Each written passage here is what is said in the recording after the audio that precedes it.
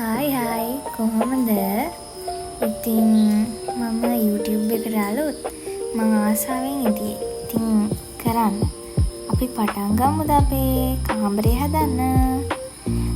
විභාගය කරලා ඉවර වෙලා මම හිතුවා අලුතෙන් වැඩ පටන් ගන්න ඕනේ කියලා. ඉතින් මේක මගේ අයියාගේ කාමරේ මේක මම ගත්තා. ඉතින් දැන් ඔය රෙදි නවනවා. ඒ කියන්නේ අයියාගේ බඩු ටික ඔක්කොම මස් කරලා තියෙන්නේ. අයියාගේ බඩු ටික ඔක්කොම මස් කරලා වෙන තැනකට දාලා මම මේක මොප් කරලා ඒ වල ටික කරලා දැන් මම මේ ඒකට ඕන බඩු ටික දාගත්තා. ඒ කියන්නේ මගේ ඇඳුම් අනිත් ඒවා තාම පොත් නම් එහෙම ලොකුවට නෑ. පොත් 2-3ක් වගේ තියෙන්නේ.